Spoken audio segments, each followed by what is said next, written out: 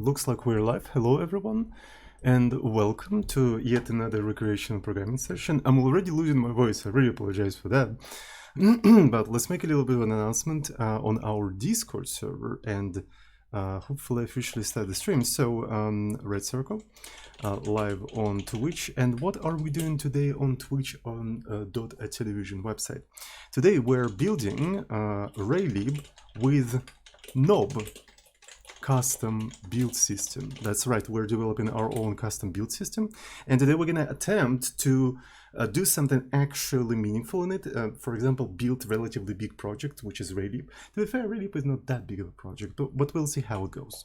So https twitch.tv/Toding. So this is the place where we do all of that, and I'm going to ping everyone who's interested in being pinged. There we go. The stream has officially started.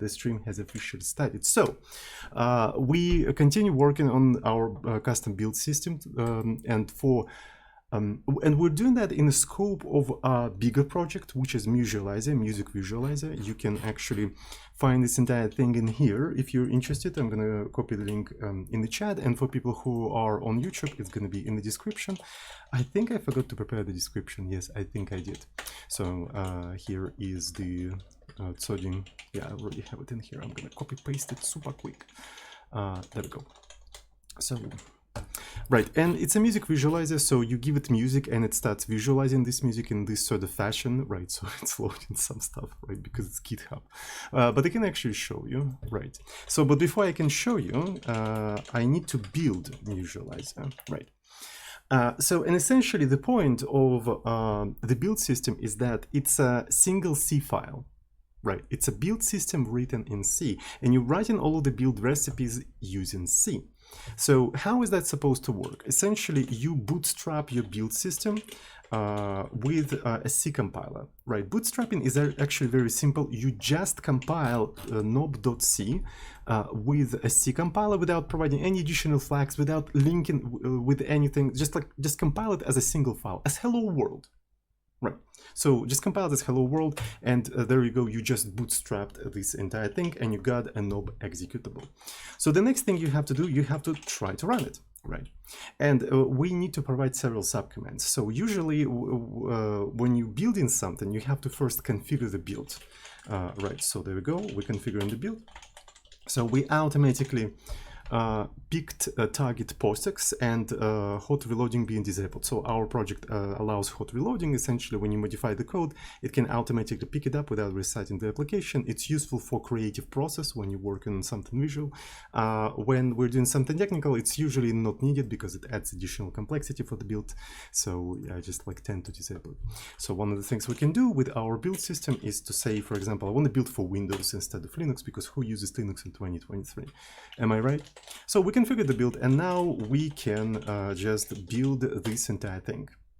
And as you can see, it actually built it. We can then look inside of the build folder, and there you go. We have a musializer.exe, which is an actual Windows executable, right? So let me actually prove that to you. So as you can see, it's a PE32 executable for Microsoft Windows. Right? So that's what it is. So it also can build for POSIX for Linux, right? But right now it is a little bit broken. All right, so let me actually try to do POSIX. So the library that we're using, it's expecting slightly different standard libc library, right? And this is because it was built on a different machine, right? So it was not built on our machine. And this is why I think what we have to do is to build Raylib as part of the compilation of Musializer itself, right? So as of right now, we are depending on these compiled binary libraries that we downloaded from the official repo of Raylib. And since I have a very strange environment, I have a very old libc, this Raylib thing doesn't really work for me. So it would be more reliable if we just shipped the source code of Raylib with the source code of Musializer and actually build it together. So that way we can configure the build of Raylib however we want, right? So, and that's actually perfect in my opinion. Right, and to do that, we'll need to extend our knob build system to actually be able to build this entire library. So, and this is the major challenge, I would say. This is the major challenge that we'll try to overcome today. But for now, we can build just a Windows version, so there's nothing special about that. So let's actually quickly do that. There you go. And we can even try to run the Windows version just to see how the Musializer looks like. So there you go.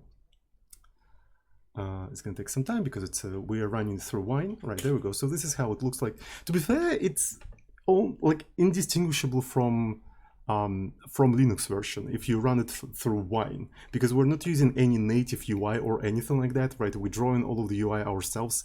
Like, I cannot distinguish whether it's a Windows version of Linux or Linux version. It's like they really look the same to me. That's kind of fun, actually. What you're supposed to do, you're supposed to provide some music in here. So we have some music here. So let's actually put Pilot Red Sun. There we go. So this is what it's doing. Right, so one of the things we added recently is that we added microphone support, right? So now I can speak and it also picks it up. And it also works on Windows, by the way. It also works on Windows, which is actually kind of interesting. And to be fair, on Windows it works even better because there's no like a humming noise. On Linux we had some sort of a humming noise in here. On Windows it's just like, I mean, not on Windows, but on Wine, it's not present in here. So I can just beatbox how much I want. Right, and it just works fine. So that's pretty cool. And then you can continue listening to the music that you drag and drop in there. So Yesu, Yesu, Yesu. So that's basically what we have so far. And yeah, the goal of today's stream is to actually build Raylib from source code as part of the build of the entire project. Right, and that will require actually calling several Clang commands, and maybe not even Clang commands, because we're going to be also building for Windows, and also building Raylib from scratch. This could be a very expensive operation, so we'll need to learn how to cache the results of the build. So yeah, I think it's going to be interesting. I think it's kind of an interesting sort of a challenge to take. All right. So, first thing we need to do, we need to download the source code of Raylib. So let's go ahead and do that. So I go to Ray Send 5, and the next thing we're gonna do, we're gonna download the source code. I haven't decided how exactly I'm gonna ship Raylib. Is it gonna be submodule, or we're gonna just commit the entire thing? The problem with Raylib is that it comes with a lot of stuff that we don't really need. So we may want to actually strip off this stuff that is not needed. So let's go ahead and do that. So it's kind of strange, actually. When you just downloading the source code via wget, it doesn't really have a Raylib prefix or anything like that. It's just a version.zip. But if you click on it, it does have a prefix Raylib. What's up with that? I read, like, how does it even work? Like, why is it like that? GitHub. Like, why does it work like that? Does anybody know? Submodulate. Well, I really don't like submodules, to be fair. Right, because they introduce a lot of problems. And as already said, again, Raylib comes with a lot of stuff that we don't really care about. So that's the problem, right? So I don't want to make it part of my source code. It doesn't really make any sense, to be fair. It doesn't really make any sense. And what is it download? Why does it take so much time to download it through wget? Is that some sort of like a DDoS protection thingy? It could be actually a DDoS protection thingy. So anyway, I'm gonna actually take it from here. So this is gonna be Raylib. And let me actually put it in here. So let's unzip it. And there we go. So there's a lot of things in here. There's like several build systems. There is CMake, there is make files. I'm not sure if there is a separate make files. Oh, I think there was some make files in SRC. There we go. So there's some make files in this SRC, and there we go. So there's also build.zig. I don't know why people put build.zig like everywhere. It's like a build system from a completely different language. I do not understand that. What's the point of that? But anyway, it's yet another movement that is gonna die out like in 5 years or something like that. So yeah, essentially what we need in here, we need some all of these C modules, right? So we need some sort of like all of these C modules. So let's actually try to do ls, and we're gonna grep with .c, and I wonder if I can actually. Nah, it actually gives us more than I needed. So what if I say, okay, we have to end with .c. Well, it doesn't, yeah, okay, so it doesn't exclude RC things, right? So I probably have to escape this stuff. Okay, so I suppose these are all of the files that we need to compile somehow, right? So these are all the files.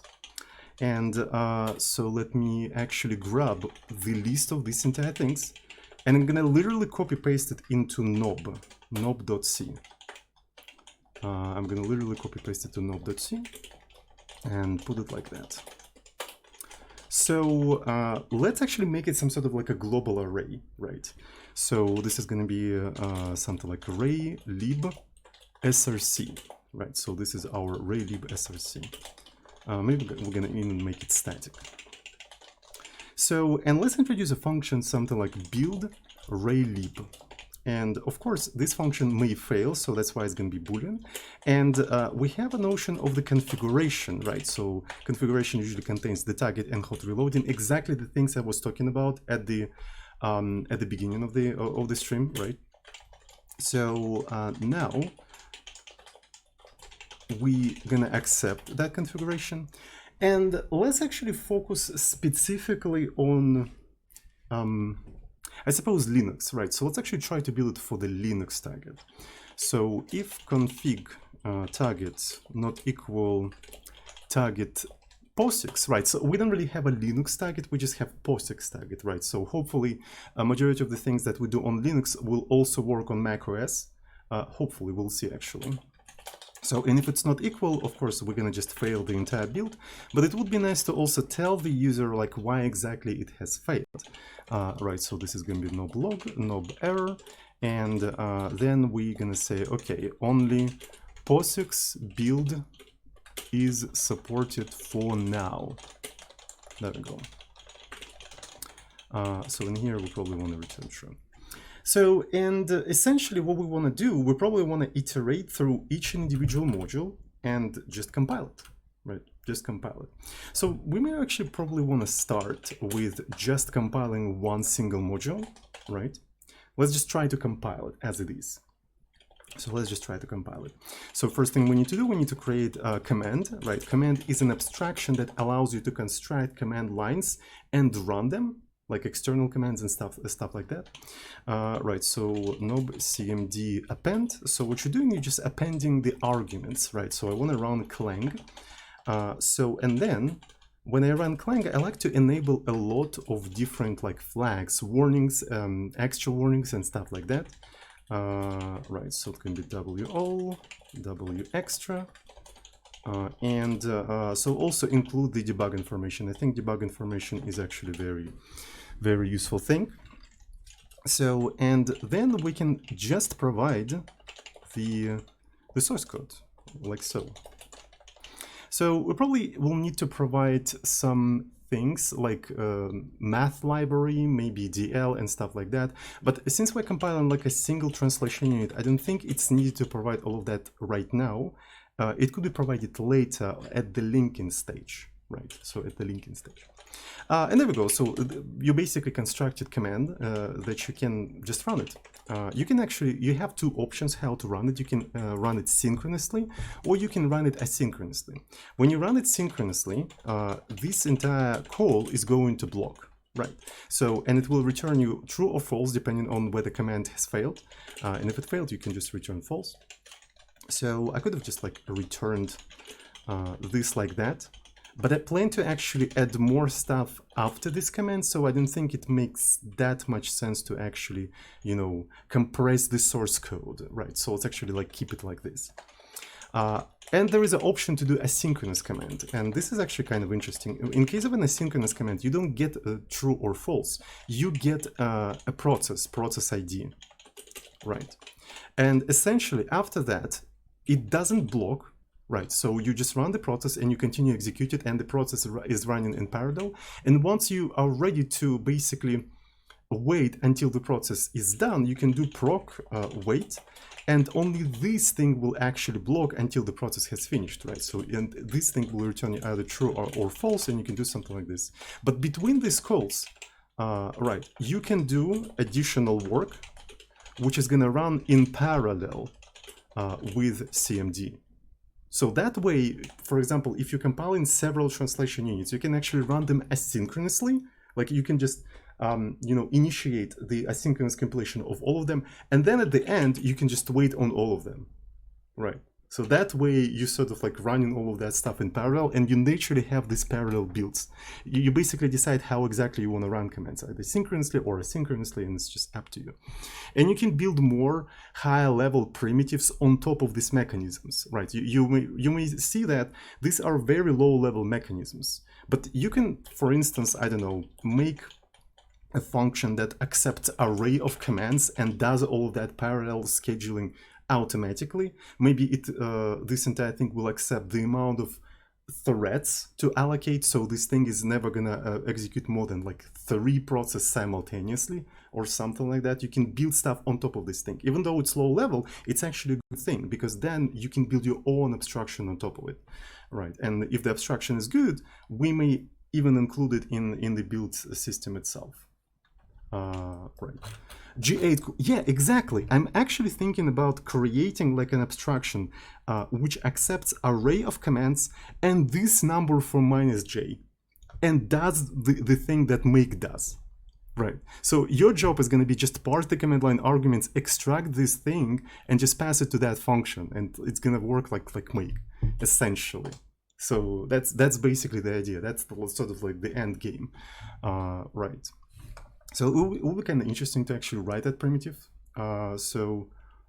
Essentially you would have to take the array of commands, split them into chunks, and the size of the chunk is the number of j, right, a number of the threads, and you basically run them simultaneously and you wait on them. Then you take the next chunk, run it simultaneously, wait on them, next chunk, and so on and so forth. So basically you can implement that by splitting the array of commands into chunks. That's a very interesting exercise, actually. That's a very interesting exercise. So anyway, in our case, we don't really plan to do anything fancy. We just want to run this entire thing synchronously, right? So this is going to be something like this. Okay, so let's go ahead and run this entire thing inside of the build command, right? So for instance, we can do build Raylib, we provide the configuration, and if building the configuration has failed, we just return 1. So, and let's see what is going to happen, right? So, as you can see, we first build in Raylib, and at the end, I hope that build Raylib is not going to rebuild the entire Raylib every time. It's going to cache its result, but we're not trying to jump into that right away. We're starting off like in a very simple way. We're just trying to compile a single compilation unit. So that's basically the idea in here. So this is going to be no build, and let's see how it's going to go. Right, so CMD, so run sync doesn't accept CMD by pointer, so it actually accepts it by value. And there we go. So only POSIX build is supported for now. Oh yeah, this is because I configured the target Win32, so let's actually fix it. So this is going to be POSIX. There we go. So now it is POSIX, and if I try to build this entire thing, okay, so, oh yeah, right. Obviously, there is no rcore.c at the root of the project. It is inside of Raylib, the version src, and this is where it is located, okay? So yeah, that's a little bit oopsie doopsie and potentially even a fucky wacky, of course. So this is what we should have done instead. We need to provide the full path. So that also means that we'll have to, yeah, we'll have to construct the path correctly in here. So yeah, we'll see how it goes. So let's try to do that one more time. Holy shit. the fuck? So warning, comparison of integers of different signs. Really? You have these kind of warnings in your project. So GL internal format is unsigned and you compare it to -1. Oh, so I suppose this function, in case of an error, sets all of these things into 1, sets all of the bits of this thing to 1, and the easiest way to compare it is just to -1, to do -1. That's an interesting, actually. So it may look funny for actually less experienced developers, like you have unsigned integer and you're comparing it to -1, and even the compiler complains about that, right? Even the compiler complains about that. But I mean, if you know how -1 looks, like 2's complement, how the 2's complement of -1 looks like, it's actually all ones. And this is sort of like the indication of the error. And the easiest way to compare it is just like to do it like that. It does make sense. And I suppose Raysan does not build Raylib with a lot of warnings. So that's probably the case.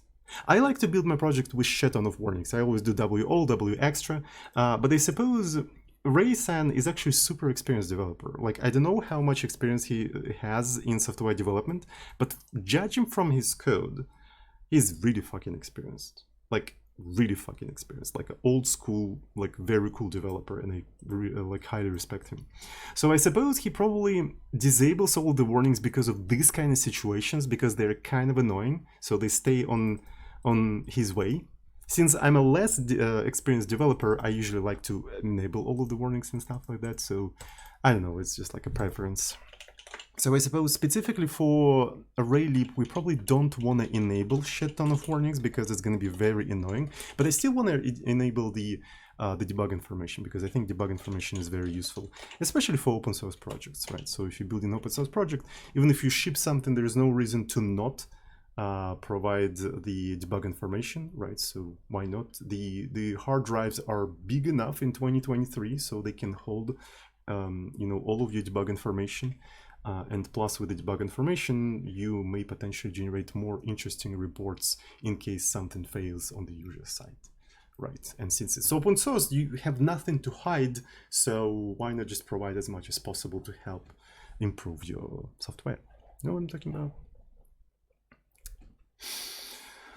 Anyways, so we have some other stuff, right? So non-void function does not return a value. That is very interesting. So, oh, I see. Yeah, because I do remember that inside of Raylib there is this macros that define what is the current platform, like a platform web, platform desktop, platform Android, RPI, DRM, and stuff like that. We don't have any platform specified because we're building everything from scratch. So I presume this platform macro is set up by the build system. That is actually a little bit scary. Right, so who knows how many of such macros there is in the project. Like, I can do like a very dumb hack, right? So I can do a very dumb hack. For instance, just do D platform desktop. But how many of such things I have to provide? And if I don't provide something, like what kind of problems I'm going to encounter? I don't freaking know. But maybe let's just try to solve problems as we encounter them, right? So I suppose we don't have this platform desktop. Let's just provide and see where else is going to break, right? So because that's how you do things. That's how you explore things. You just try to break it and fix one specific thing, try to run it again, fix the next thing, and so on and so forth until it works, right? So there's no other, we have not come up with a better way to develop software.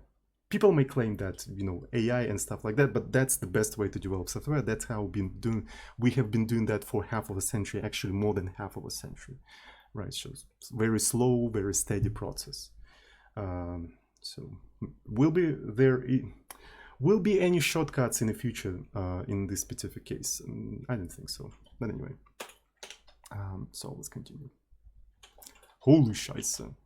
So we have implicit declaration of GLFW. Does it include GLFW?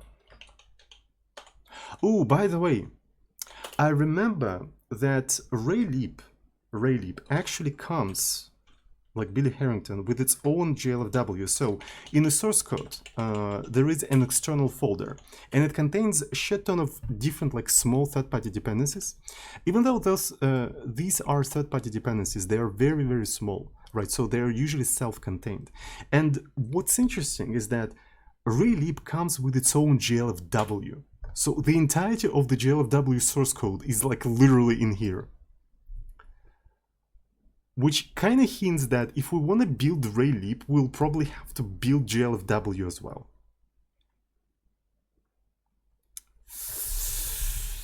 I can see why people are using CMake and stuff like that, but I mean, we're trying to make a rival to CMake, so fuck CMake.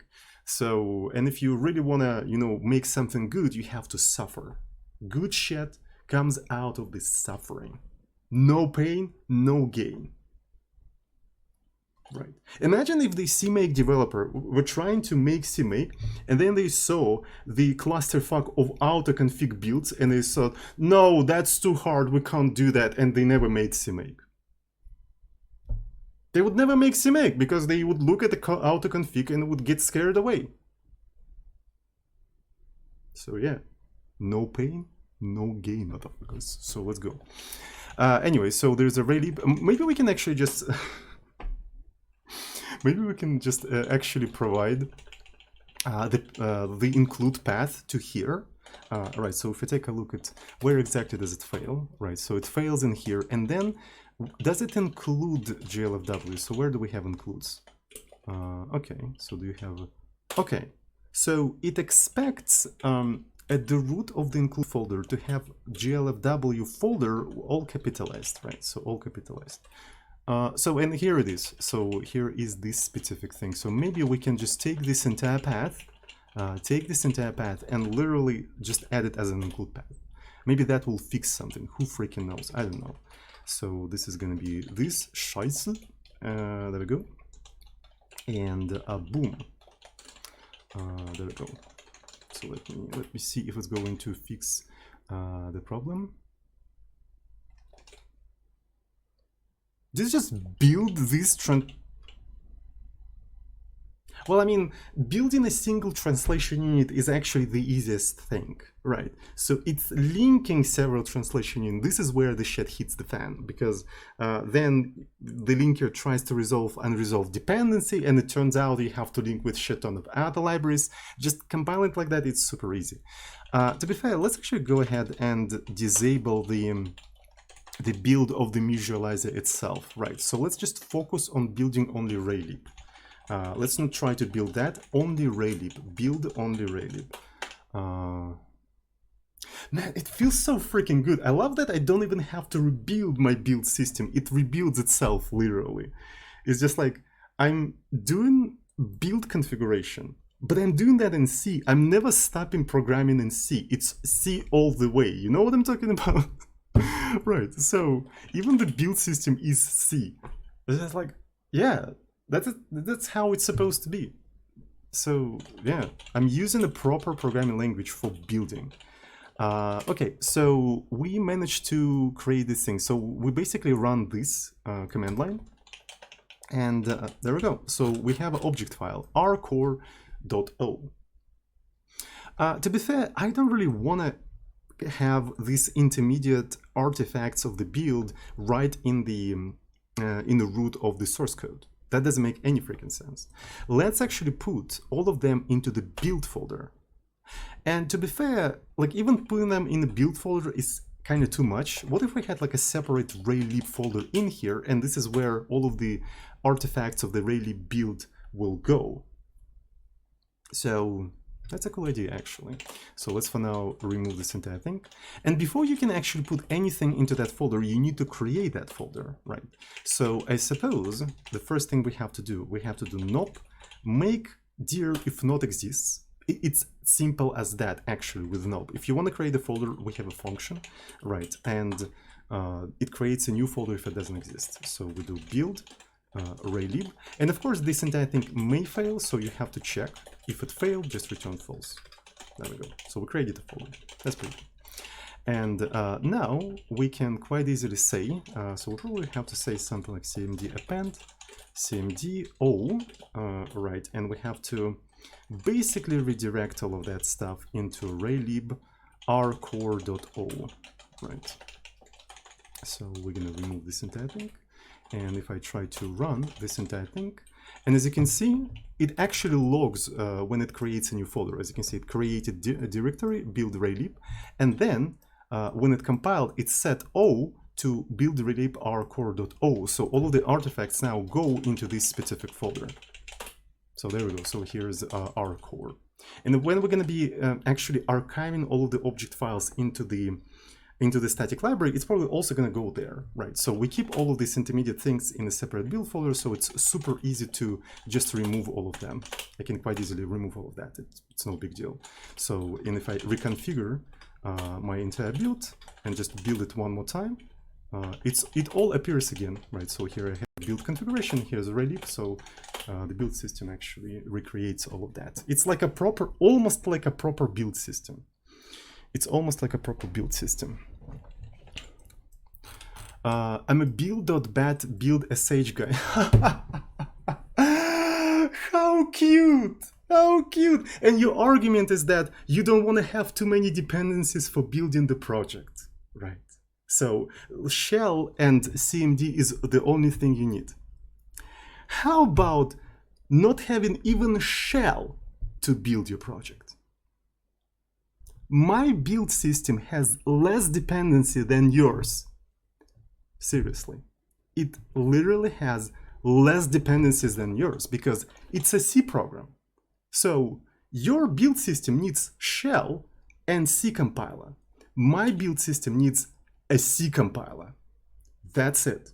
It doesn't need shell because you just bootstrap the build system with a C compiler, and that executable does everything else.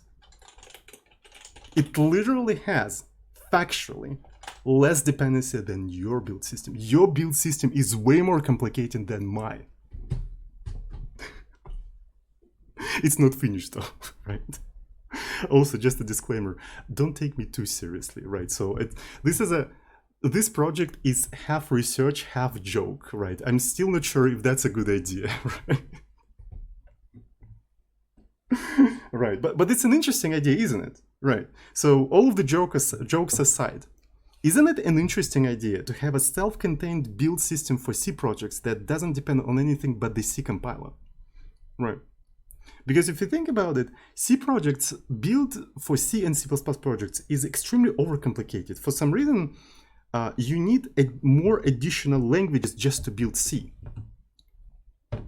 Like, why do I need this weird scripting language that looks like this? Right, let me show you how it looks like. So I'm gonna go to Raylib, CMake.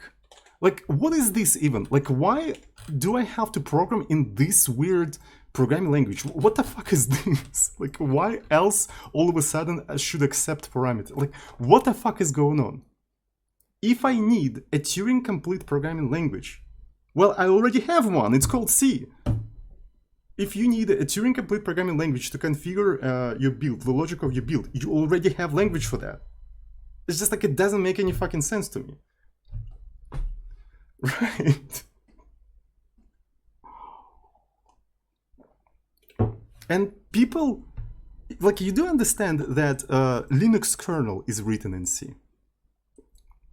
So if you think that C is not suitable for configuring the builds, freaking Linux kernel is written in C. It's probably the most complicated piece of software on planet Earth. The level of complexity people have to manage in this language. And you think that language is incapable of managing this level of complexity? Please. That's not even fucking funny. People manage enormous level of complexity in C. Enormous. Things like Nginx, Linux kernel, there's so much complexity and you need a separate language for that? Really? That's really not even funny. You know what I'm talking about? Curl, yeah, another good example, by the way. Curl, it's like the level of complexity in curl is enormous. Like, people managed to somehow manage it. I don't know how they do that. They don't need a separate language for that. So I'm just saying, like, but all of that is theoretical, right? So I'm not making any claims. I'm just like, you know, thinking this is sort of like a thought experiment.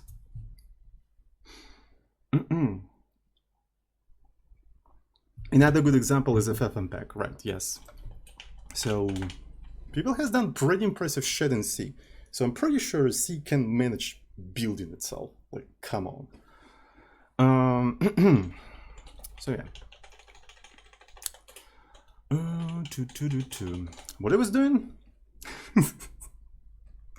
Sometimes chat debates me into ranting and I forget what the fuck I was doing. We were building this thing. Okay, that's cool. So I suppose now what we want to do, we want to build all of these modules. Right, so we have all of these modules in here, we want to build all of them. So that means we probably want to do this kind of thing in a loop, right? So we're going to iterate through all of the modules, right? So there is a function in Nob, which is called Nob array len, I'm pretty sure. It accepts a statically defined array, Raylib src, and gives you the size of that array, right? It's a very simple macro, actually. Like, people write this kind of macro all the time. Right, it just takes the size of the array and divides it by the size of the element, right? So the size of the array has to be known at compile time for that thing to work, and that's basically what it is. That's basically what it is, nothing particularly special. All right, so, and then we can do Raylib src, and there we go. So the next thing we need to do, we need to construct these two paths, right? We need to construct these two paths. That's a little bit of pain in the ass. So what we'll have to do, we'll probably have to create two sort of like a string builders, right? So we're going to have a string builder, and of course it comes from Nob. So let's say we're going to have an input path. So it's actually, this is going to be input path, and this is going to be output path. So we're going to zero initialize all of this entire stuff. And then we're going to just like literally construct those things, right? So let's do an Nob sb append sister. So we're appending into the input path the prefix to src folder inside of the Raylib. So we just append that specific prefix. Then we append the Raylib srci, and then we need to append a null at the end of this entire thing to turn it into a null terminator. So that's how it's going to go. Then later we can quite easily just use input path items. There we go. So that's how we can construct all of that. So, and we need to do the same thing for output, right? So we're going to do the same thing for output. But the output is located in a slightly different folder, right? It's in a slightly different folder, so let's actually put it in here. And there we go, this is the output. Oh, they actually have different extensions, right? So the input is a C extension and the output is O. Fuck. You know what, maybe in Raylib src, what we're gonna store, we're gonna actually store the names of the modules, Raylib modules. And essentially these are just the names of the modules, right? So these are just the names of the modules. And here we're gonna just append .c, but here we're gonna just append .o.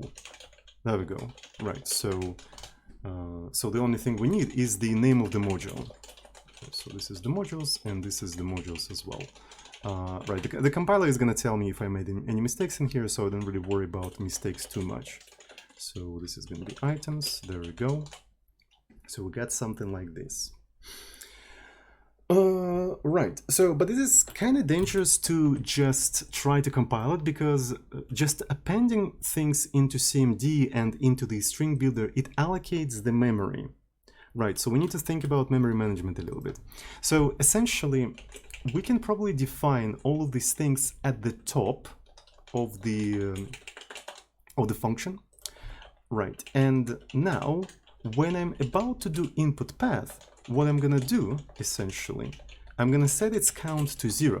So essentially, how the input path works. When you append stuff into input path, if it doesn't fit that stuff, it allocates a little bit more memory, so it fits there. Right? You append more, it allocates more if it's needed, so it's sort of like a growing thing. So you can sort of reset the counter of the string builder to 0, And essentially, when you append it again, it's going to just reuse the same memory it's already allocated. It's not going to reallocate it again. So, and that way we can sort of like cleaning up the string builder on each iteration without really deallocating memory or anything like that. And then we can just deallocate that memory at the end of the entire function, right? So we can do a knob sb3. So this is going to be input path and then output path. So it's going to pre-allocate as much memory as needed, and it's going to just stay as it is. So the same goes for CMD. CMD is as much of the dynamic array as the string builder. So the same paradigm works with CMD too, right? So you can just reuse CMD several times, right? So you set it to 0 and then you just like do it like that. And at the end, we can just do knob CMD3 and deallocate all of this stuff in here. So there could be some problems in case of an error. For example, the command has failed, so we do return, so we never reach this free thingy. We never reach this free thingy. So for these kind of situations, I have a solution, like I have a result variable, and at the end, like initially I want it to be true, right? So initially, by default, this operation never fails, it succeeds, and I just return result. So then, for this specific section, I define a defer label, right? And when something fails, essentially I say, okay, the result becomes false, the result is false, and we just go to defer. And I use these two lines instead of return. Like every time I want to return, in case of an error from the function, I just do that. I just do result equal false and just jump there. That way, I always deallocate the memory no matter what. So the structure of the code stays the same. The structure of the code, I didn't have to restructure my code too much. It's still, if something bad happens, return. But I always ensure that all of the necessary stuff is always deallocated. So it kind of works similar to defer in Go, right? So essentially, this is roughly what Go compiler will just generate for you, probably. This is my hypothesis, right? But in C, we don't really have that feature, so that's why we have to kind of manually generate something that the Go compiler generates for us. So that's basically how it works. Yeah, every time you need to return in case of an error, you just do that. So, and this pattern is so much repetitive that I took these two lines, and put them into a macro. Right, I put it into a macro. I also wrapped it in do while. So people keep asking me what is do while. I keep explaining what is do while, but this is needed so the two statements, right? So these two lines are two statements, but when this macro is expanded, they need to act like a single statement. The easiest way to make two lines act like a single statement is actually wrap them in this block, right? You can Google up actually, if you Google up C macro do while, you will instantly find a lot of articles, a lot of questions on Stack Overflow and very thorough explanation of what that means. So the goal of this macro is to make two statements act like one. The easiest way to do that in a standard compliant C without any extensions, without any compiler extensions, is to wrap it in do while 0.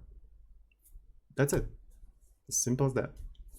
So anyway, so this is such a common pattern that I just like wrapped it in a macro, and now what I can do instead of these two things, I can do knob return defer false, and it literally looks like return.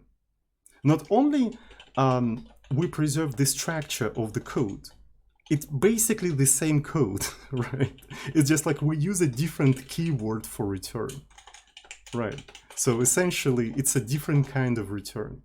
Like it's the same code as with defer or without the defer. The only exception is that we have to manually put all of the deferred code at the end. But it's kind of minor inconvenience. It's kind of a minor inconvenience. Right, there you go. So, and now every time you return out of this function, you can be sure that all of the memory that is allocated in here is deallocated automatically. So,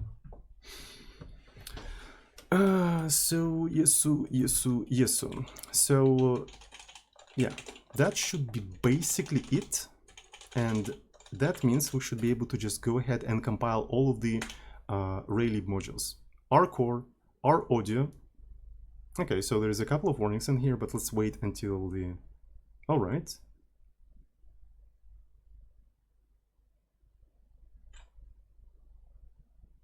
we just build all of the all of the objects. There we go. Here are all of the object files.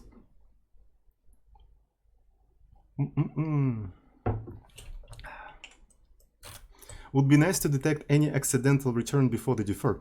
Would be nice to have a proper defer in a language.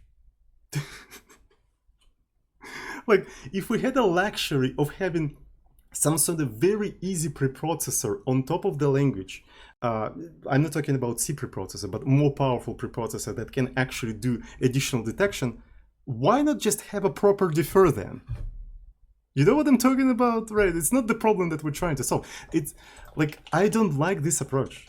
I'm doing this approach not because it's somehow very cool approach and holy fuck, everyone should do that. It fucking sucks. The fact that I have to do it like that fucking sucks because C is shit. That's the reason why I'm doing that. It sucks and C is shit. Right. It would be better if we just had defer like in Go. And in that case, I would be happy. Right? We don't need half-assed solutions, right? So if we can have a solution, let's just have like a proper solution. No, I'm talking about. You know what I'm talking about. Yeah, you know what I'm talking about. Minor Freunde. Anyways, so all right. So I suppose the only thing that is left in here is to turn this bunch of O's into A.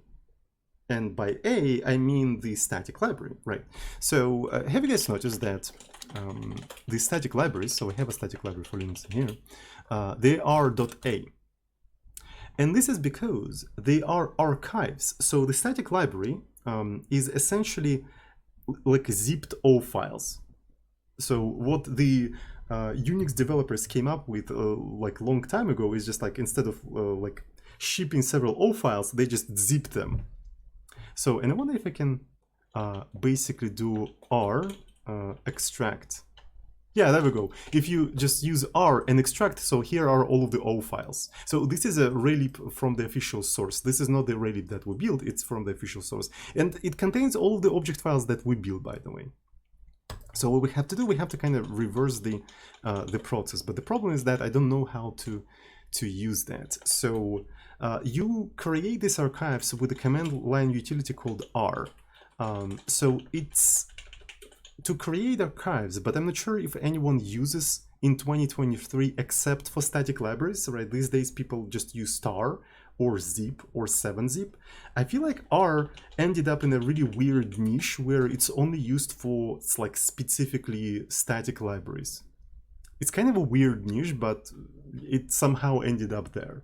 So sometimes shit happens, right? So it used to be an archive utility, now it's a utility for creating static libraries. To be fair, I don't know how to do that. R creates library from all object files, right? So you have to provide some sort of like a flags in there. How to use Linux R command to create static libraries. Okay, so let's actually find, holy shit. That's a huge thumbnail, huge ass thumbnail. GCC, we're almost there, I can feel it. There you go. So this is what you have to do. So I'm gonna just copy paste this entire thing. Where is the knob.c? So this is the command that we have to call in here. So I can do cmd count equal to 0, and I can just do knob cmd append cmd r. Then I have to provide these things. I don't really know what they mean, but whatever. And the next thing I have to provide the name of the library. So I suppose I'll keep it in the same folder as the rest of the objects, right? So this is going to be there, and then lib raylib.a. There we go. So, and then we have to provide object files. So that means we need to organize yet another loop, right? So we'll need to organize yet another loop. We're going to be iterating all of the Raylib modules. So here are Raylib modules. And as we iterate them, so I suppose we'll need to, yeah, we need to construct all files, but all files this time actually are input paths. So what I'm going to do is do input path set to 0, then this is going to be build Raylib.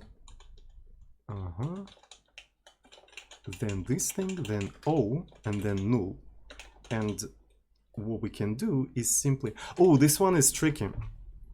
We actually have to retain the data in input path.count for longer than single iteration. So, but we are overriding it over and over again, so this is not going to work. I think I have a solution for that. In nope.h, there is a function temp strdupe, right, which basically duplicates the string. So essentially, we can do input path items, right? Input path items, and that basically allocates memory in a temporary allocator, and just puts that thing there.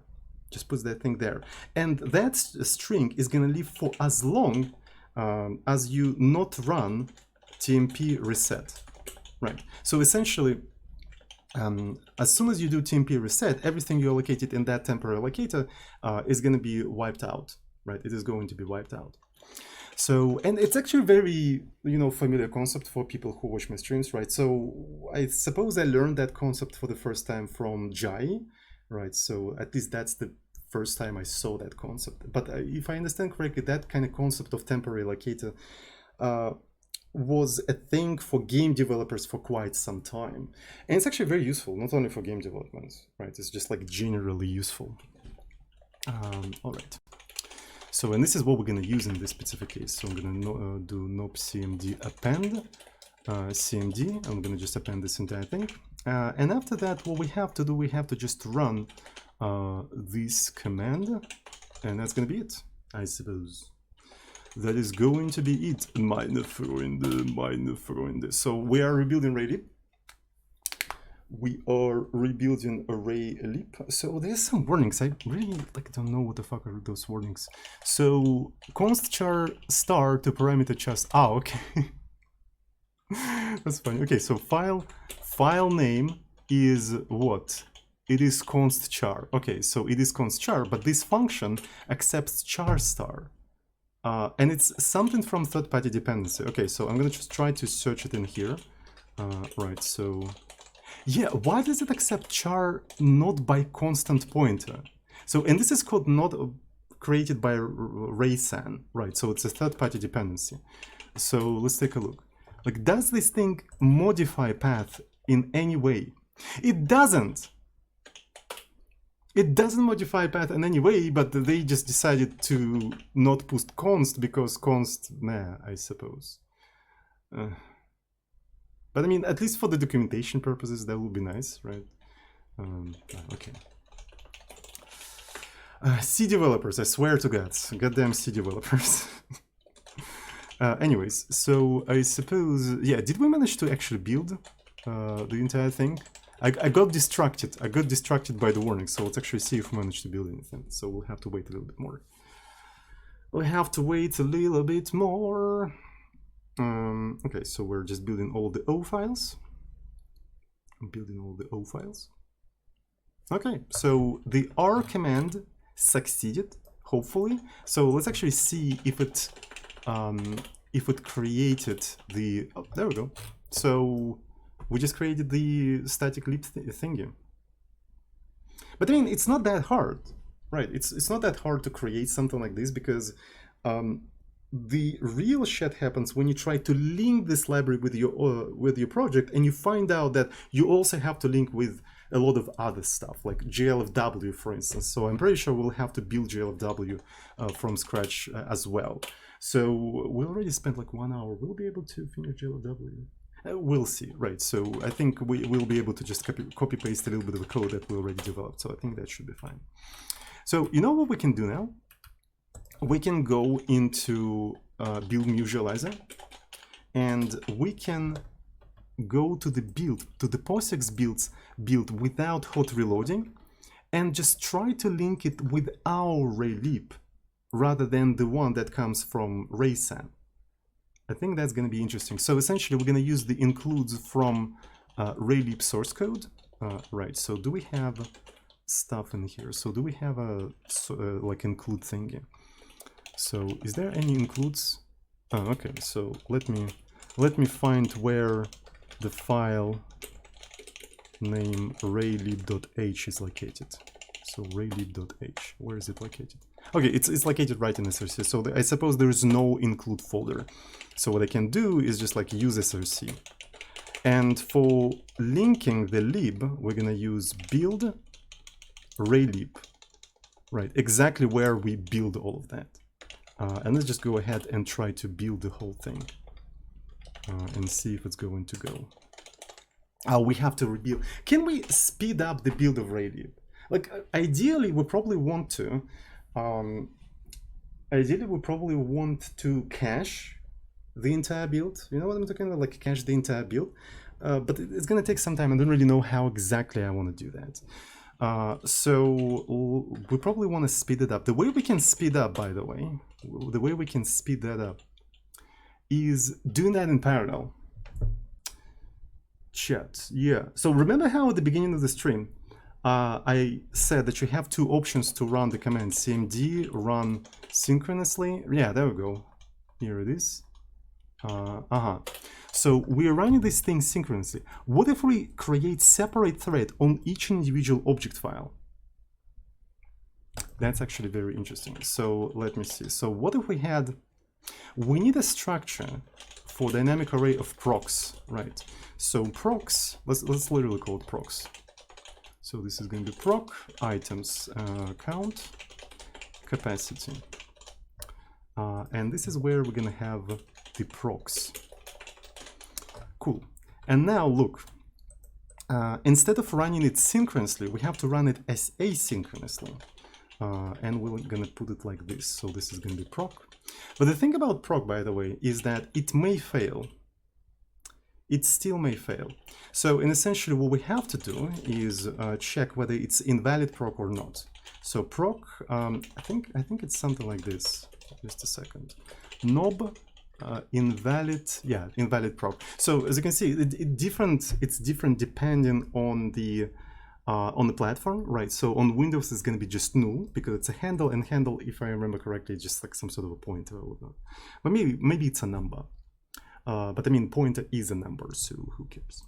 And on Linux, on POSIX specifically, we use -1 because 0 could be a valid process. Well, I mean, technically it could not. So even the init process, well, what's the ideal init process? I don't fucking remember. It's usually 1, isn't it? Right. So the init process is usually 1. So there could be no process with ID 0. Why the fuck do I have this like that then? So I could have just like said, okay, invalid process is always 0. Damn, I'm dumb. Anyway. Oh, and on Windows, okay, so that's actually very cool. On Windows, the invalid handle value is -1 as well. Okay. I guess I'm an idiot. But I mean, it's this entire thing is not finished, right? This entire thing is not finished. So yeah, we can change it in the future. So that means I don't have to worry about that. Yep. Anyway.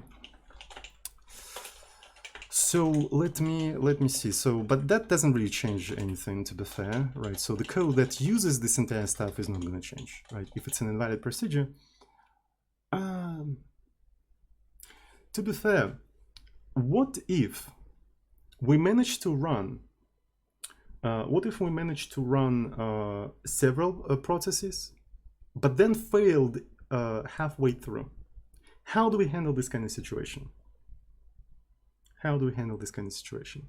I think, yeah, essentially what we can do, we can not care whether this entire thing was successful or not. We can simply not care. What we're gonna do, we're gonna just append knob da append, what is it? Yeah, procs proc. We just append all of these things in here. And we're going to iterate through all of the procs that we managed to run in here. So, and we have to keep in mind that procs may contain invalid IDs, right? So some of the procs could be invalid. So that's the thing. We're going to be iterating through all of these procs in here. So this is going to be count ++I, and we're going to simply wait on them. CMD, I think it's proc wait. So procs items I. So, and of course, waiting can fail. Waiting can actually fail. And in that case, we just do return false to indicate that something went wrong. So that means if since some of these processes can be invalid, nop-proc wait should handle invalid IDs. It should handle invalid IDs. And how is it going to handle the invalid IDs? That's an interesting question. It should probably return false and log that the ID was invalid or something. I think that's a reasonable thing to do in that specific case. But I do not remember if it actually handles that. It doesn't. Look at that. It doesn't handle that. Right, so on Windows, it straight up just tries to wait for the process to finish. On Linux, it also just tries to wait. So one of the things we can do in here is if proc is equal nob invalid proc, we just return false, simply return false. And do we use differ in here? We don't use differ in here. And we're gonna just log something, nob error, tried. Can we just, it's hard to say. I feel like if an invalid proc ended up in here, the reason of process being invalid already logged somewhere. Right, because how do we create a thing? So run asynchronously. Right, so this is how we create run asynchronously. When we return false, we always log something. Something is always logged. And because of that, I feel like additional logging is not particularly needed in here. Right, so the only thing we have to just do is return false or whatever. Right, and to be fair, returning false out of this thing right away is kind of a useless thing to do. We need to go through all of them and make sure all of them finished executing. That's what we need to do. So because of that, what I'm thinking is that we can have something like this: failed, maybe success, true, and essentially just do something like that: success equals success, and yeah, there we go. So essentially, even if there are some things that are invalid in there, even if there are some things that are invalid in here, I think it will work. Right, and then if this thing didn't succeed, only then we return out of that. I think that's the most reasonable way to handle all of that, right? So we run all of the processes as much as we can, and then we wait for all of them, even something failed, and here, if something failed, only then we return all of that. Okay, let's see if it's gonna speed up the build of Raylib. It doesn't even compile. So it's a nob proc. Okay, I'm really sorry. So it's a nob procs. And what else? Well, oh, it's not inside of, yeah, this one is just procs then. Right. Okay, it ran all of them simultaneously. And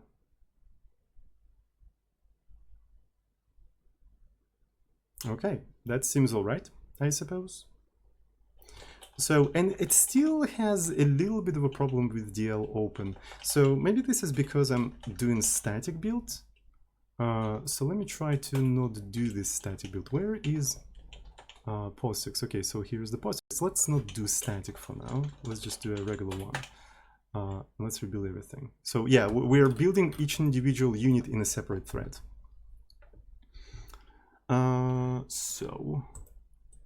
And everything seems to be working fine. Wait a second.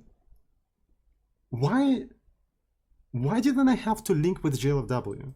Like, so does this thing work? Wait.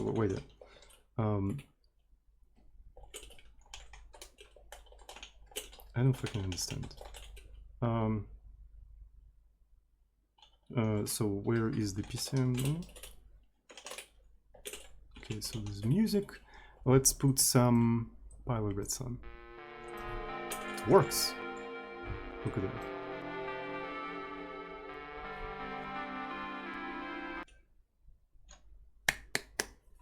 Yo.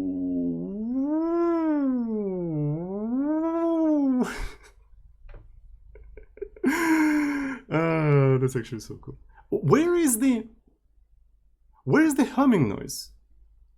Remember when we first time tried to do that, there was some sort of humming noise? It went away. I didn't fix anything. That's actually weird. Huh.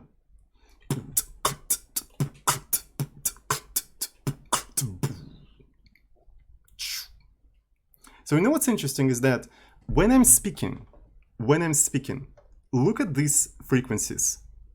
Guess what these frequencies are responsible for? When I'm speaking, it's so funny that you can literally see when I'm saying S. Ass. Ass. Ass. That's actually funny. So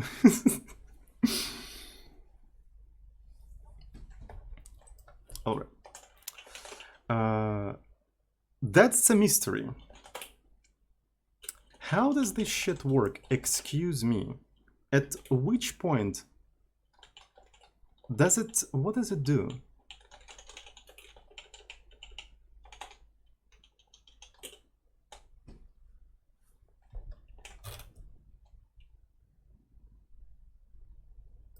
No fucking way. No don't fucking tell... Really?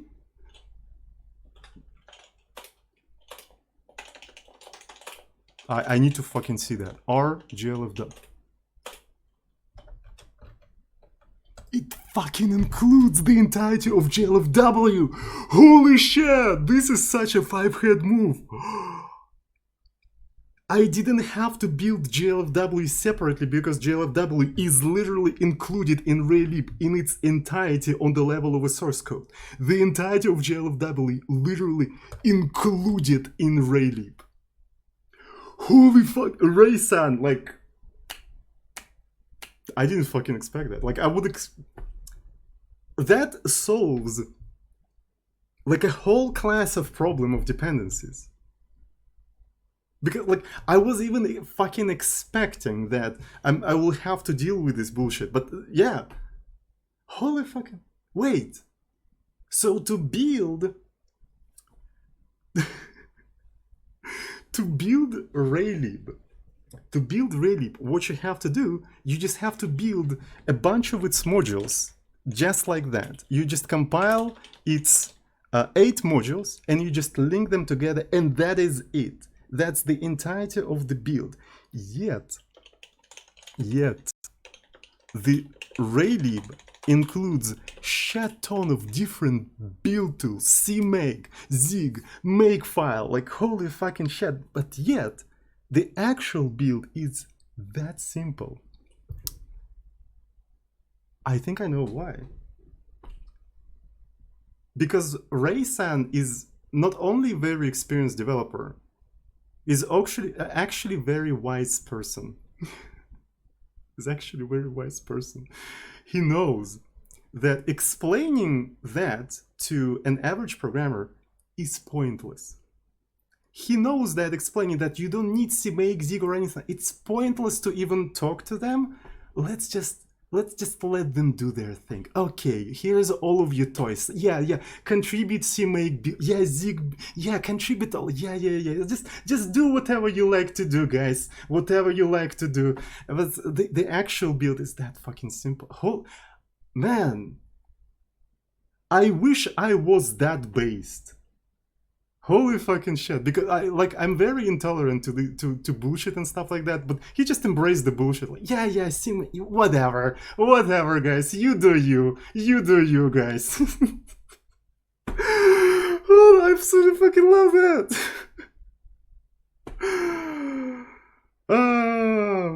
I'm a huge fan. That's so cool. I love that. It's just like so funny. Yeah. Just let people cook. Let's just let people do their thing. Man, I have a thing or two to learn from Ray-san, I swear to God. That's it? I guess that's it. So we also need to do a Windows build actually. we need to do a Windows build. So, but I suspect the Windows build is as straightforward as Linux build. So in that case, we can just include only like the source code. So what's the size of the Raylib? Let me see. So that's a huge one. So, but we don't really need everything in here. So can we have like only source code? So what's going to be the source code? That's a huge difference. Well, So yeah, I feel like we will only need to include the source code, and even with the source code, I don't think everything is needed here, except maybe Raylib icon. Do we really need Raylib icon? And I suppose it's only for like DLL. It says Raylib DLL. I don't plan to have DLLs on Windows except for the purpose of hot reloading. So we'll see. So the only thing we need is C files in here and all of the externals. All of the externals here are important. And that's basically it. So let me see.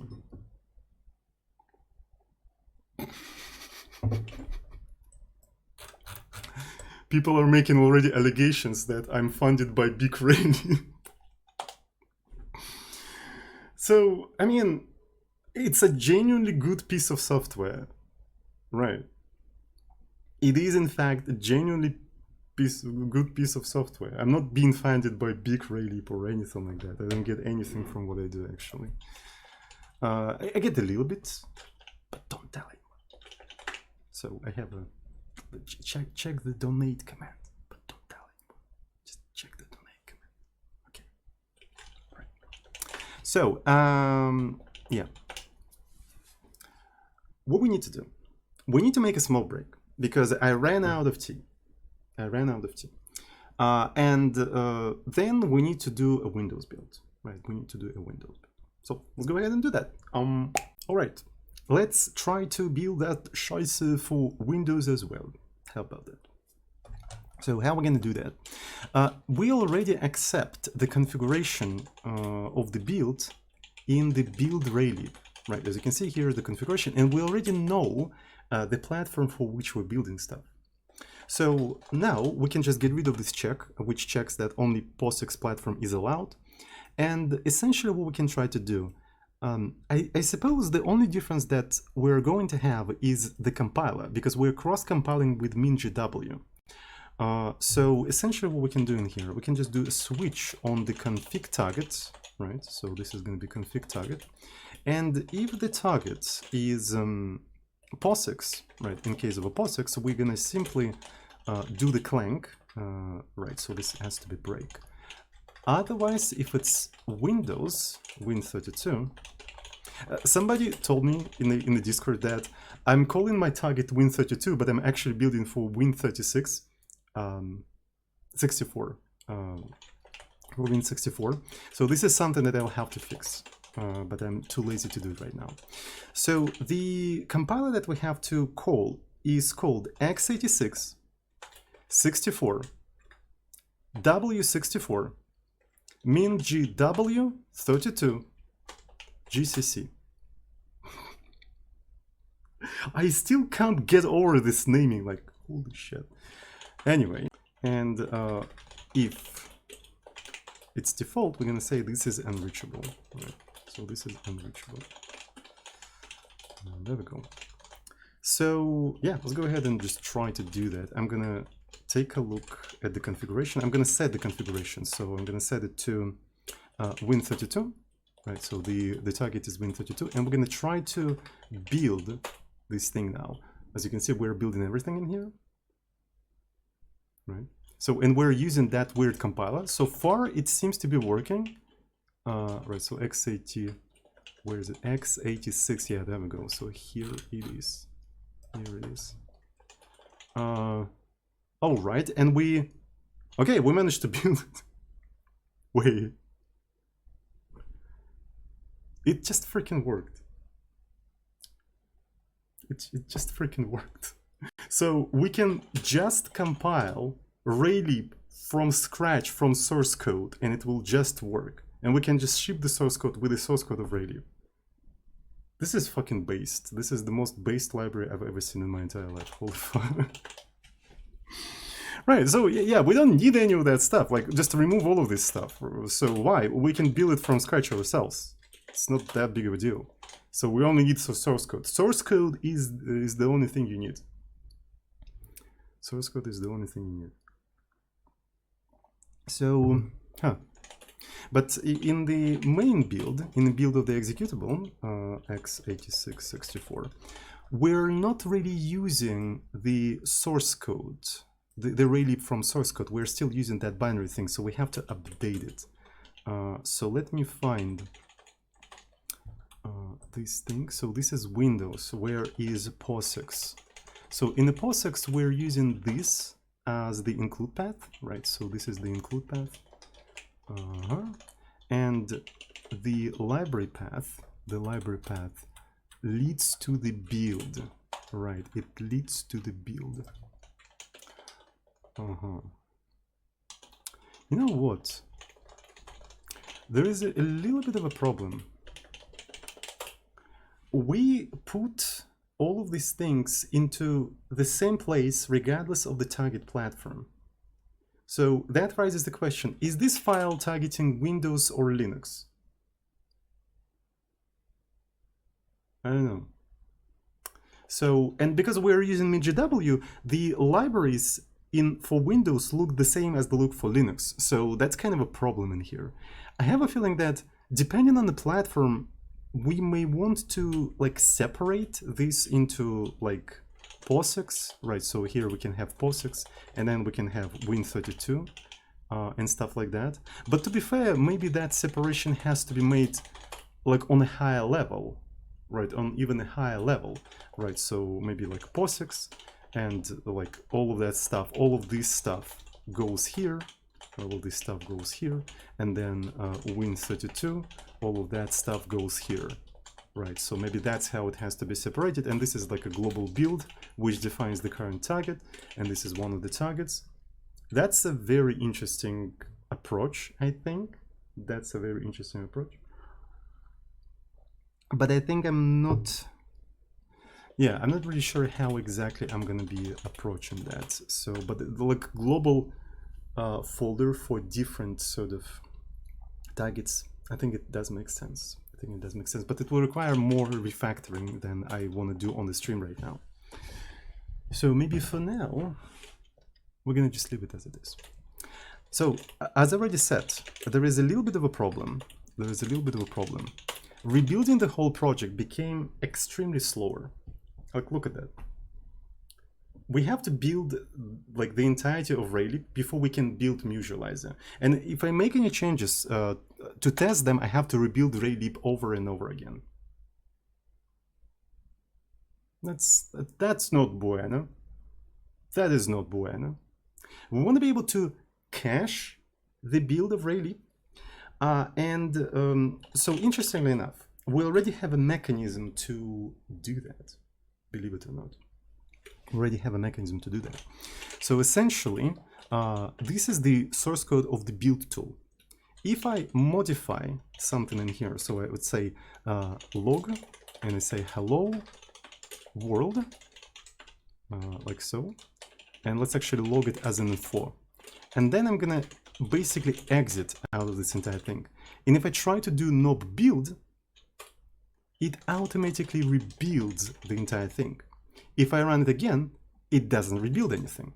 It only rebuilds when this thing is modified.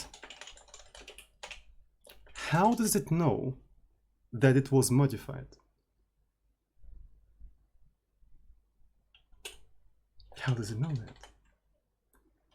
It uses a very interesting function. So there is a function nob go rebuild yourself.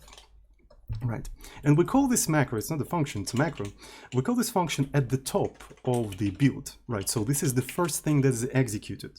This is the first thing that is executed. And what it does, it takes the name of the source code, the current file.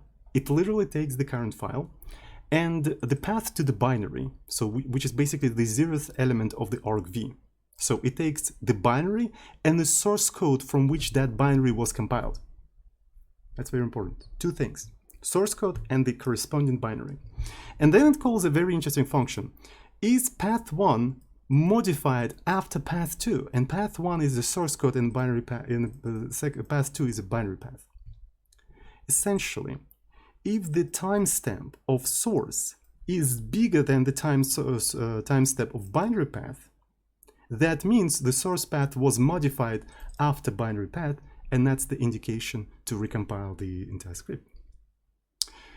Furthermore, this is literally how Makefile knows when to recompile translation units. So if you ever used Makefile, you probably noticed that it only tries to recompile the things that you modified, and it somehow knows what you modified.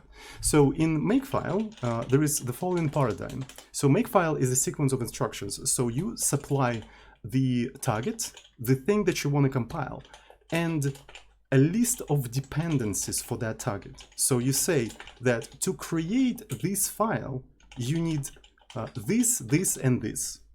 And then you have a sequence of commands, like a command that uses these dependencies, to produce the target.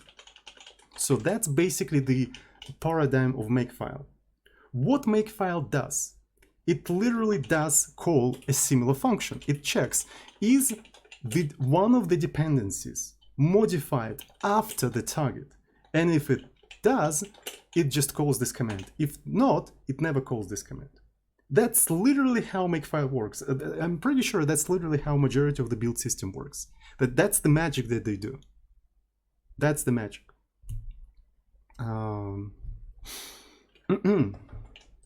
Source path may not be correct if some user moves the executable. Yes.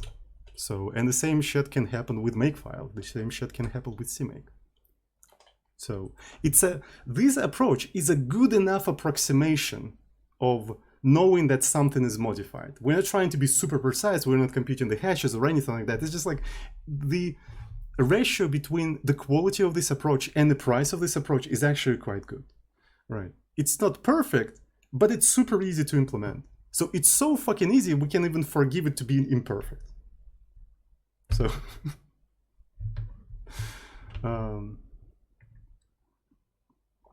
maybe modern build tools actually do some extra stuff. I don't really know. But the old build tools like Makefile, I'm pretty sure Ninja also, they do something similar, right? They do something similar.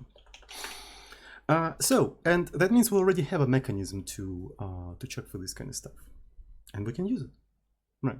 So in our case, what's the source code and what's the binary path? We can actually quite easy to find out. So essentially, yeah, we already have input path and output path. So we have a source and the dependency, right? So we can just take input path items and output path items. And if, only then, do that. So maybe we can, yeah, we can do something like this. And we actually appended to, yeah, we can actually do that asynchronously, yeah? I think that should work, actually. I think that should work. So also, yeah, I'll have to indent that super quick. All right, so this works, but this works only when we're compiling all files out of C files, right? We may actually do a similar thing for final libc, but maybe not. Maybe constructing like a final libc is such a lightweight operation that we don't really want to cache it. Maybe we want to only cache this specific thing. Yeah, that sounds reasonable, actually. What if we cache only this thing? Oh, and I don't remember if this function handles non-existent files. Right? So I think it doesn't. I think it literally doesn't. So we need to read the implementation of this thing. Right? So yeah, okay. So if it does, if the file doesn't exist, it will return an error. Okay, there is 3 possible outcomes of this function. 0, which is false, 1 if true, and -1 when something bad happened, when the file doesn't exist. So that means we want to actually rebuild when it's true and it doesn't exist. That is perfect. That is accidentally, that will work, actually. Because -1 is truthy. Right. We want to rebuild in case of true and when there is an error. In case of true, it's 1. In case of an error, it's -1, and -1 is truthy. So it works perfectly for checking if you want to rebuild. Error equals success, exactly. Error equals success. Operation failed successfully. Like, I didn't mean it to be like that, but it just worked out. That's actually perfect. So in case of an error, I think it will still log an error. Yeah, it will still log an error, but maybe that's fine. Okay, let's try to see if it's going to work or not. So I'm gonna just try to build this entire thing. Oh, of course, I did this foobar stuff. Right, so this is gonna be that. Let's remove this. And okay. This motherfucker just worked. It didn't rebuild a single thing in here. So the only thing it rebuilds the A file out of the O files. But that's a very lightweight operation, so I don't see any point in caching it.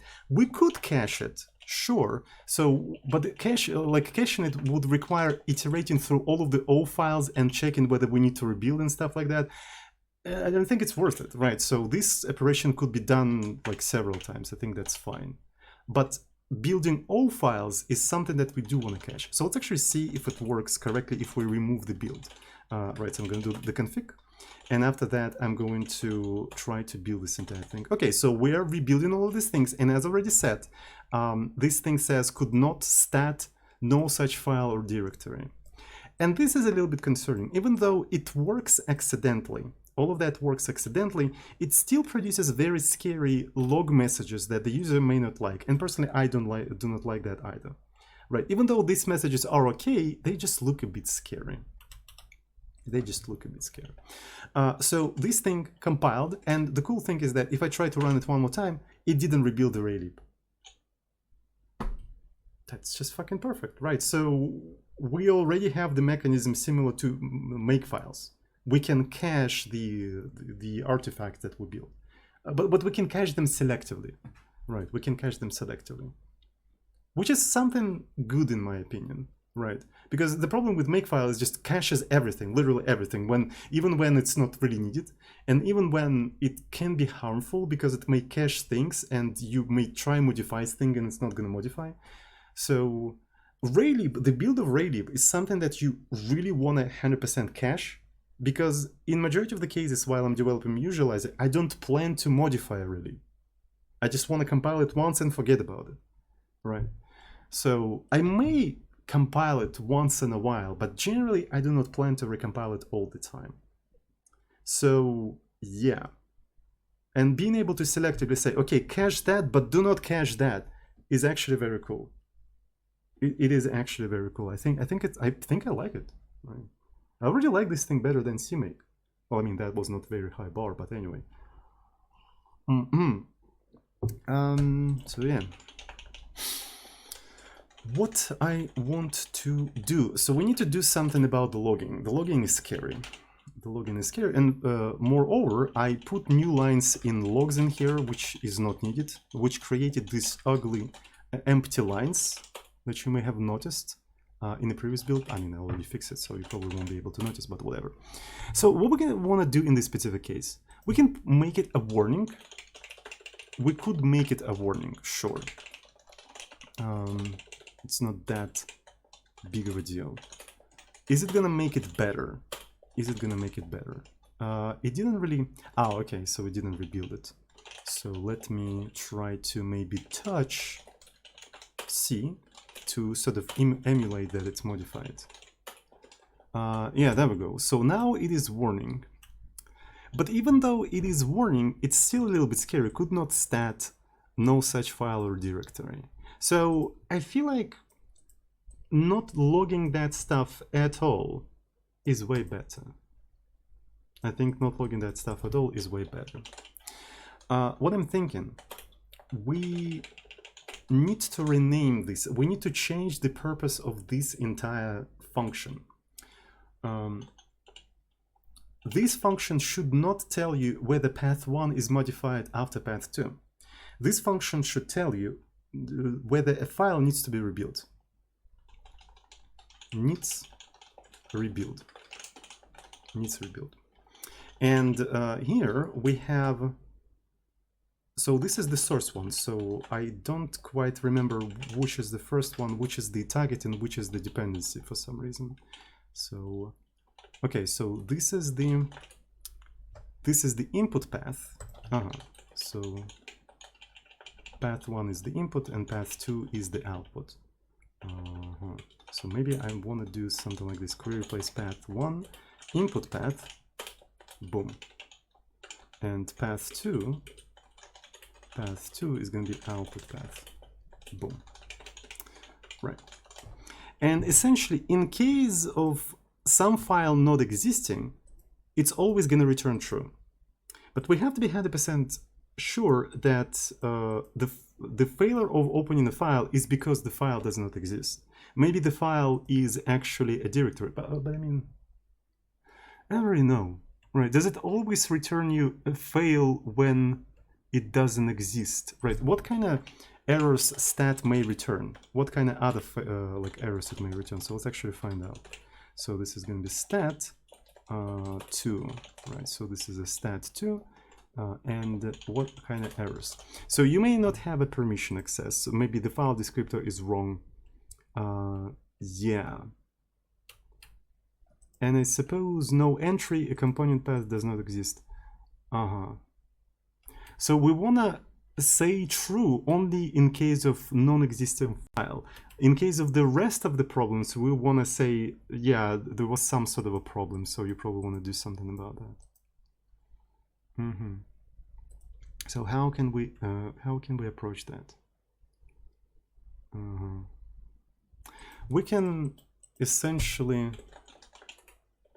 say, if this thing failed, error no equal to no entry, just return 1. Just return 1. And in case, and if it's something else, log that as an error. And the same goes here. Right, so essentially, in case of a no entry, we just don't log that error at all. Right, we just don't log that error at all. This is an expected behavior for the function that checks whether something needs to be rebuilt. We're not just comparing times, we changed the semantic of the function. Now it checks for the rebuild. And the lack of a file is something, is one of the conditions that when you want to rebuild. So in case of the Windows, with the Windows, it's a little bit more complicated. So let me take a look. Create file, right? So create file. Can you just give me? Okay, create file. Maybe I should use the A version of the Windows API because there. I heard that there's 2 versions of Windows API: the A and W, so the white characters and the ASCII characters. And the fact that I'm using this kind of thing is kind of dangerous because the version actually depends on how you compile or something like that. Right. So create A, and I suppose in case of an error, I'm sorry for flashbanging you. So create always. All right. So the function says last error set already exists. So is there any list of errors that may happen in case of this stuff? So create a file, generic with open existing. Open existing. And I'm pretty sure, that's what I'm talking about. Open the file device only if it exists. So error file not found. That's perfect actually. So if get last error equal to that, return. It's kind of a similar situation. It's kind of a similar situation on Windows. Like the code is literally symmetrical. The code is literally symmetrical. So yeah, that's good.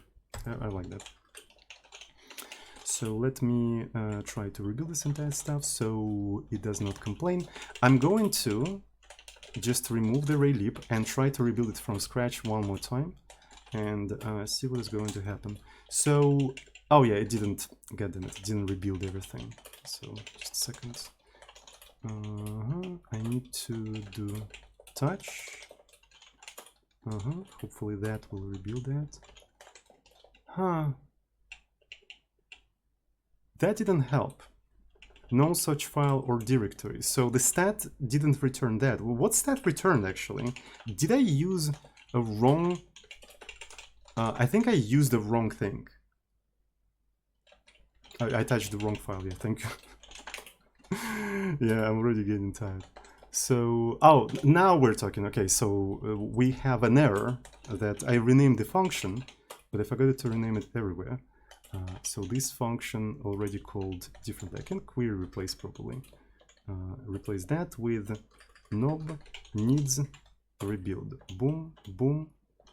Might as well just align everything like this. And inside of the knob.c, we also want to do thing like this. Yeah, knob needs rebuild. So this is the input and this is the output. But that didn't solve the problem. All right, so let's try to do that one more time. As you can see, everything's fine. That's pretty poggers.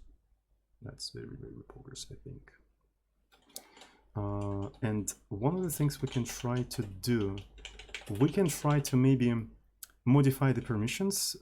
So what if I do core -r? Okay, so I removed the read permissions. Is it gonna... yeah, I think stat is not going to work if you don't have a read permissions. I think stat is not going to work. So let's find out. So what I want to see is that if there is a different error why it cannot open it, it should report that, right? So it should report that in that specific case. Okay. Oh, we didn't care actually. Okay. It's only R that failed. Okay, apparently you can stat a thing even if you don't have a read permission on that thing, which I guess makes sense. Okay, it makes sense, sure. I don't know how to test that, to be fair. So in which case stat may fail? In which case stat may fail?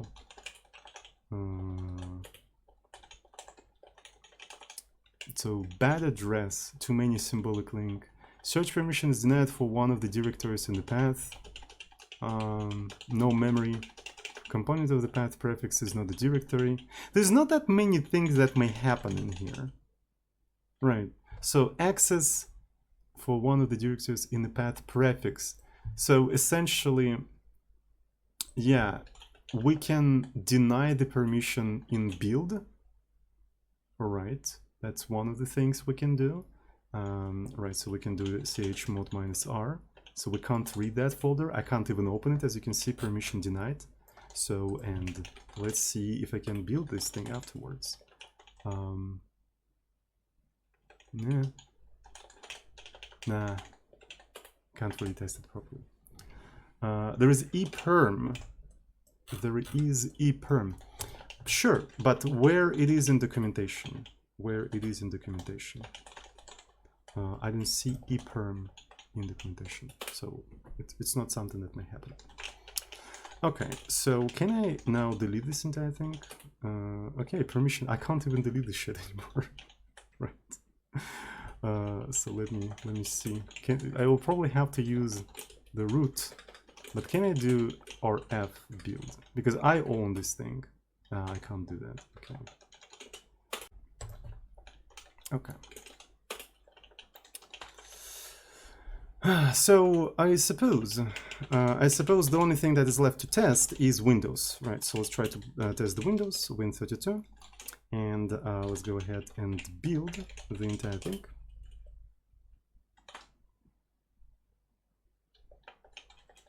So it's going to take some time. Windows is a little bit slower for whatever reason, maybe because it's, I wouldn't say emulated because Wine is not an emulator, but I mean, we're not using Wine in here. So it's just MinGW slower for whatever reason. Okay, and now I can try to reboot one more time, and it worked. So that thing works even on Windows. Perfect. That's absolutely perfect. I'm actually super happy. So like all of the dependencies now come with the source code of Musializer, and the build process actually handles all of that. And we're not depending on it like a separate third-party tool or anything like that. And it's just like, yeah. To be fair, half of that achievement is actually Raylib, to be fair. Raylib is structured in a way where it is possible. And that is super cool. That is super cool.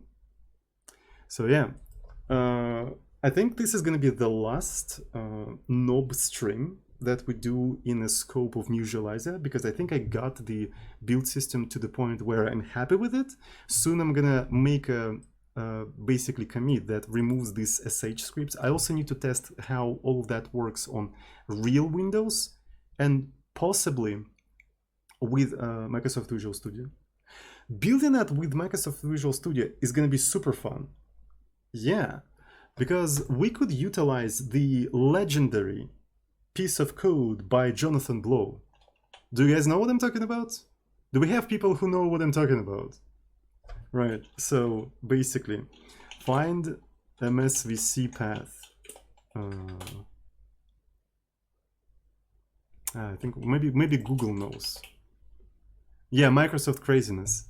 Can I do Microsoft craziness? Craziness. Yeah, Jonathan Blow C++ code for finding Microsoft Visual Studio.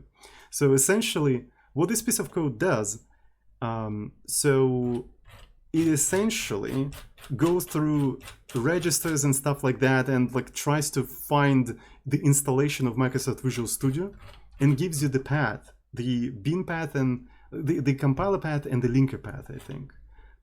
Right. So, and that's the code. This is how much code you need to write to find Microsoft Visual Studio, in C at least. So for anyone who's interested, I'm going to actually put it in here. So,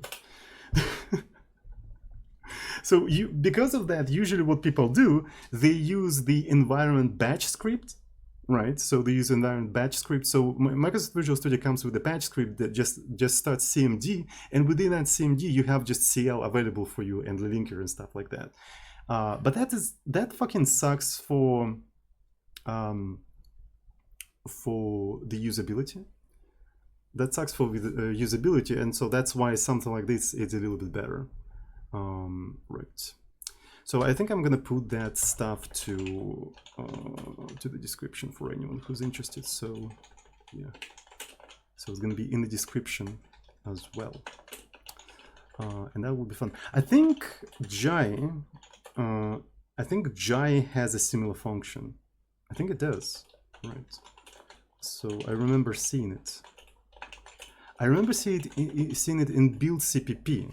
Right, when you build CPP and you are on Windows, one of the things we do, Microsoft, I don't remember. So cl.exe, okay, so that's one of the things we do.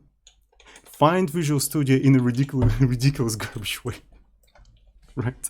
This is a function from the standard library of Jai. This is a function from the standard library of Jai. So we can even try to find the implementation of this thing. Right, so it's basically, I suppose it's basically that code, but ported to Jai. Okay, so window resources. So it's using this COM API that I absolutely despise, but yeah. It's a little bit easier to implement something like that in Jai because you literally have defer. Right, so you literally have defer, so it's a little bit easier to manage the resources and stuff like that. Yeah, it's doing some stuff. Yeah, okay. There's different versions of Microsoft Visual Studio that you may have. We're iterating through all of the versions that we want to find, and we're looking like register keys and stuff like that. Holy shit. It's actually kind of small. So how many? Just 108 lines, and here, well, in C, it's actually bigger, but maybe here we use some functions that make it shorter. I don't really know, to be fair. I don't really know, but yeah, this one is shorter. I'm not sure if I can... What if I just try to port it to C? But to be fair, I'm not sure what's the license of this code. Yeah, so that could be a problem, right? So what's the license of this code? Like, I don't really know, so maybe I'm not allowed to use that specific code. This one is a little bit easier to use because it's under MIT. I think John Blow explicitly said that this is MIT. Yeah, this is MIT. Right. I'll think about that. Because that definitely simplifies the UX of your tool that is supposed to build things, right? So you don't want the user of the tool to just do extra steps, do some extra steps outside of the build tool. Otherwise, what's the point of having build tool? You know what I'm talking about? That's right. All right, so that's it for today. Thanks everyone who's watching right now. I really appreciate it.